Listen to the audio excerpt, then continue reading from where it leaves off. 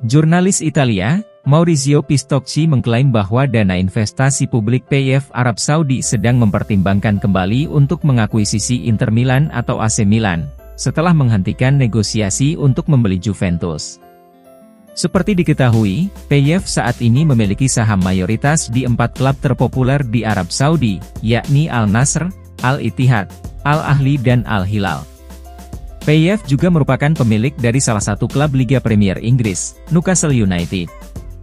Namun seperti yang diungkapkan sang jurnalis, grup Saudi tersebut kini ingin berinvestasi di sepak bola Italia. PIF pertama kali mencoba untuk membeli Juventus dari Exor, namun kedua pihak belum bisa menyetujui kesepakatan. Oleh karena itu, kini mereka mengalihkan fokusnya ke Inter dan AC Milan. PIF pun tengah memahami kondisi keuangan dua rival sekota tersebut. Pemilik Juventus telah melakukan negosiasi dengan PIF, akan tetapi pihak dari Arab tidak tertarik menjadi pemegang saham minoritas. Jelas Pistocchi melalui akun X-nya. Selain itu, evaluasi keseluruhan klub dari sisi kepemilikan adalah 2 miliar euro, sedangkan PIF menilai hanya sebesar 1,4 miliar euro. Setelah mengabaikan pembicaraan dengan Juventus, hari ini PIF mengalihkan minat mereka pada Inter dan AC Milan.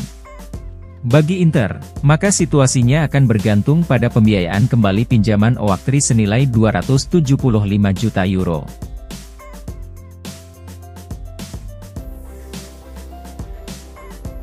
Perwakilan Inter Milan dan pihak Denzel Dumfries dilaporkan tengah dalam negosiasi kontrak baru meskipun belum mencapai kesepakatan mengenai gaji. Pemain asal Belanda itu kini telah memantapkan dirinya sebagai pemain kunci dalam formasi Simone Inzaghi, namun kontrak sang bek sayap akan berakhir pada tahun 2025. Oleh karena itu, pihak manajemen berkeinginan untuk memperpanjang masa baktinya agar tidak kehilangan jasa sang pemain dengan biaya yang relatif rendah pada musim panas ini, atau sebagai agen bebas pada tahun berikutnya. Namun menurut FC Internews, masih ada jarak sekitar 1 juta euro yang memisahkan kedua pihak dalam negosiasi yang sedang berlangsung. Laporan menjelaskan bahwa Dumfries meminta kenaikan gaji dari 2,6 juta euro menjadi 4,5 juta euro, dengan tawaran Inter saat ini berjumlah 3,5 juta euro. Namun demikian, laporan tersebut mengharapkan kedua belah pihak untuk menjembatani kesenjangan tersebut dan menutup kesepakatan pada angka gaji sekitar 4 juta euro.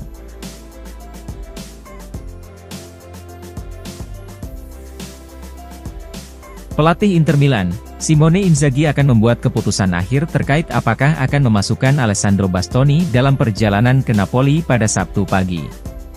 Pemain berusia 24 tahun itu mengalami cedera betis saat berada di kamp pelatihan timnas Italia beberapa minggu lalu. Laporan sebelumnya menyebutkan bahwa Bastoni pasti akan melewatkan pertandingan melawan Partenope.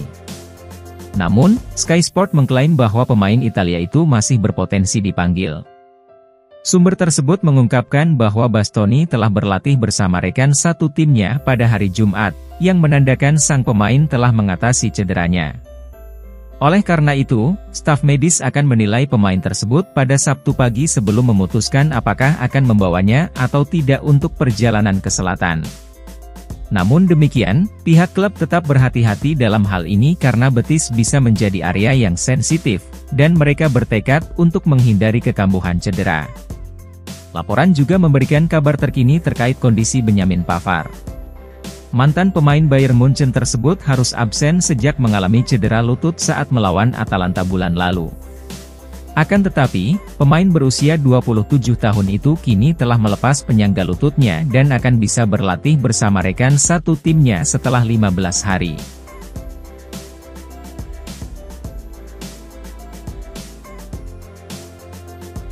Pelatih Inter Milan, Simone Inzaghi akan menurunkan susunan pemain yang sama seperti saat melawan Juventus dalam pertandingan hari Minggu melawan Napoli. Setelah menurunkan tim lapis kedua dalam hasil imbang melawan Benfica kemarin, maka sang pelatih akan kembali memainkan susunan pemain terbaiknya dalam laga menghadapi penantang langsung gelar Serie A. Menurut FC Internews, formasi awal Inter yang sama persis seperti saat melawan Juventus akan kembali diturunkan, yang berarti Yann Sommer akan mendapatkan kembali posisinya setelah memberi ruang bagi Emil Audero yang melakukan debutnya di Lisbon. Dengan Alessandro Bastoni dan Benjamin Pavard yang masih absen karena cedera, maka Inzaghi akan kembali menempatkan Matteo Darmian sebagai bek tengah kanan. Kemudian Denzel Dumfries akan bermain di sayap, serta Stefan de Vrij dan Francesco Acerbi melengkapi 3 bek belakang, dan sayap kiri akan menjadi milik Federico Di Marco. Di lini tengah, Hakan Calhanoglu akan beroperasi sebagai regista yang didukung oleh Nicolo Barella dan Henrikh Mkhitaryan. Sementara duet Marcus Thuram dan Lautaro Martinez akan kembali ke lini serang sejak menit pertama.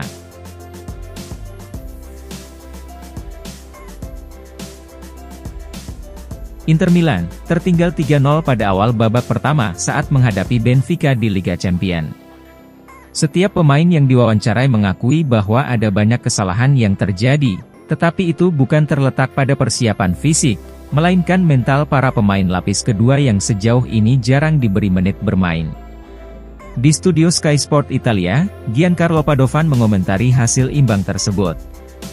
Inter bermain imbang dengan Benfica setelah banyak melakukan perubahan starting 11, di mana ada pemain yang belum maksimal dan ada pula yang belum siap untuk bermain. Ungkap Padovan. Inzaghi boleh saja melakukan perubahan formasi jika memikirkan pertandingan kontra Napoli, namun hal itu tampak buruk jika menginginkan hasil untuk memuncaki klasemen grup D. Inter kemudian mengambil resiko untuk menang dengan memasukkan beberapa pemain andalan di babak kedua, hal yang tidak diharapkan sebelumnya. Inter faktanya tidak memiliki 22 starter, melainkan mereka hanya memiliki 11 starter, dan 5 atau 6 pemain yang siap bermain sebagai starter. Semuanya telah terlihat kemarin saat menghadapi Benfica bahwa yang lain masih belum siap. Frattesi adalah satu-satunya pemain yang sangat dinamis dan teknis, seperti yang ditunjukkan dengan gol yang tercipta setelah umpan silang dari Acerbi. Tutup Padovan.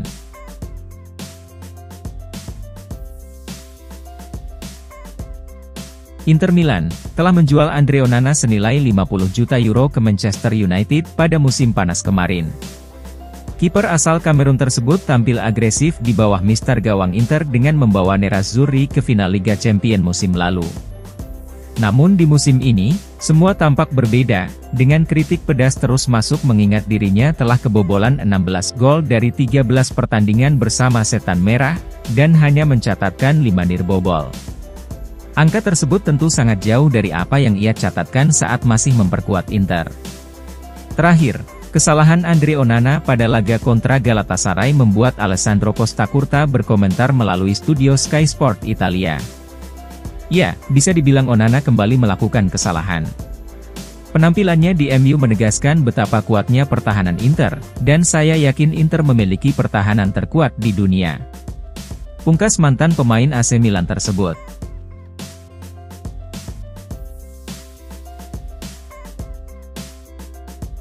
Agen asal Italia, Davide Lippi menjelaskan mengapa penandatanganan Mehdi Taremi pada bulan Januari bisa menjadi bumerang bagi Inter Milan. Seperti diketahui, Taremi kemungkinan akan meninggalkan Porto pada akhir musim dan menandatangani kontrak dengan klub baru sebagai agen bebas. Namun, Inter dan klub lainnya bisa saja melakukan upaya tersebut pada awal Januari. Meski demikian, Davide Lippi menyarankan Inter untuk tetap berpegang pada pola saat ini dan menghindari penambahan pemain baru di tengah musim, terutama bagi mereka yang mengharapkan menit bermain. Bagi saya, Inter membuat kemajuan yang baik dan mereka sudah memiliki 4 penyerang saat ini. Ungkap Davide Lippi kepada Tutto Mercato Web. Nerazzurri memiliki pemain yang sudah lengkap, sehingga mereka harus berhati-hati dalam memasukkan siapapun yang mungkin memiliki ekspektasi terkait menit bermain, karena hal itu pasti akan merusak suasana ruang ganti yang saat ini sudah kondusif. Inter memiliki skuad terbaik di Liga Italia, dan mereka juga termasuk tim yang memainkan sepak bola terbaik. Putra Marcelo Lippi tersebut pun merasa jajaran direksi klub sudah benar-benar mendapatkan perpanjangan kontrak. Inter telah memperbarui kontrak para direktur mereka dan memang demikian seharusnya karena mereka pantas melakukan hal itu. Nerazzurri akan mencari peluang baru di bulan Juni, dan mereka telah membuktikan bahwa mereka tahu cara mengejar pemain dengan status bebas transfer. Tutup Davide Lippi.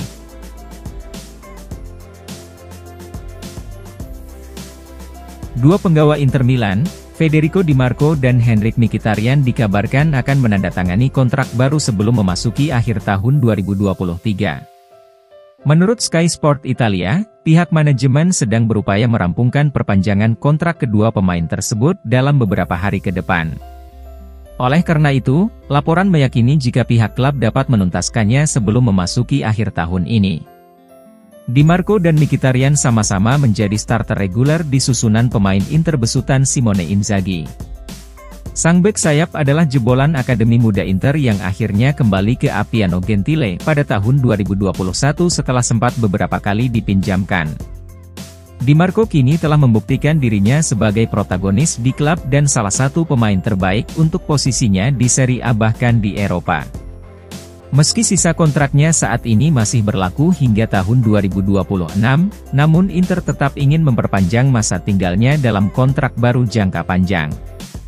Di sisi lain, situasi Mkhitaryan semakin mendesak karena ia kini memasuki tahun terakhir kontraknya. Pemain asal Armenia itu bergabung dengan Nerazzurri sebagai pemain bebas transfer pada tahun 2022. Meski tidak lagi muda, namun ia tetap menjadi sosok penting bagi klub. Sumber tersebut juga membahas 3 pembaruan kontrak penting lainnya yang harus segera terwujud. Pertama, kita mulai dengan Denzel Dumfries. Rombongan agen sang pemain terus melakukan negosiasi dengan pihak klub terkait kenaikan gajinya. Meski demikian, laporan tersebut menyatakan bahwa kesepakatan baru pemain Belanda itu tidak akan rampung hingga akhir tahun ini. 2 bintang lainnya adalah superstar Inter, Lautaro Martinez dan Nicolo Barella yang juga harus mendapatkan kesepakatan baru pada tahun depan, meski kontrak mereka saat ini masih berlaku hingga 2026.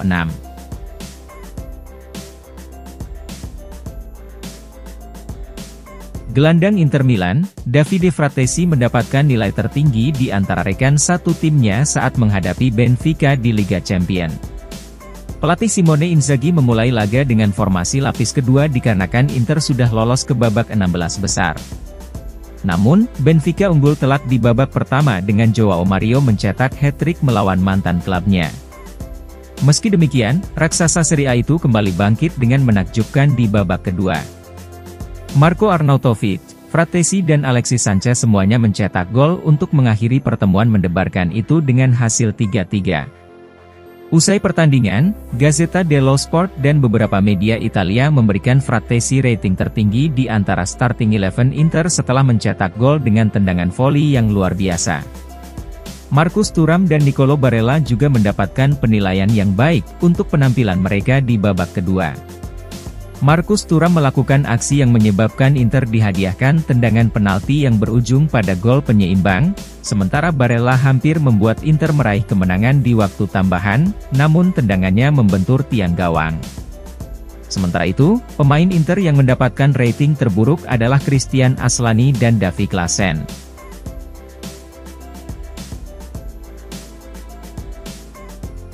Striker Inter Milan, Marco Arnautovic membuat sejarah dengan mencetak gol pertama bagi timnya dalam pertemuan Liga Champions melawan Benfica. Seperti diketahui, Nerazzurri tertinggal 3 gol di babak pertama saat menurunkan susunan pemain lapis kedua. Namun demikian, raksasa Italia mampu melakukan comeback luar biasa di babak kedua untuk mengakhiri pertandingan dengan skor imbang. Semuanya berawal dari gol Arnautovic yang memanfaatkan bola untuk mencetak gol dari jarak dekat. Davide Fratesi kemudian melepaskan tendangan voli yang luar biasa, dan Alexis Sanchez menyelesaikan kebangkitan dari titik penalti. Menurut akun X Opta France, Arnautovic telah mencatatkan rekor baru Liga Champions setelah membobol gawang Benfica. Laporan mengungkapkan bahwa ini adalah gol pertama pemain berusia 34 tahun itu di kompetisi tersebut sejak mencetak gol untuk Werder Bremen pada Desember 2010. Setelah 4.740 hari, Arnautovic kembali mencetak gol di kompetisi klub elit Eropa tersebut, dan menjadikannya selisih jarak waktu terlama dari pemain yang sama dalam sejarah turnamen. Yang lebih mencengangkan lagi adalah fakta bahwa gol terakhir sang striker di kompetisi ini terjadi saat melawan Inter, ketika dirinya memperkuat Werder Bremen.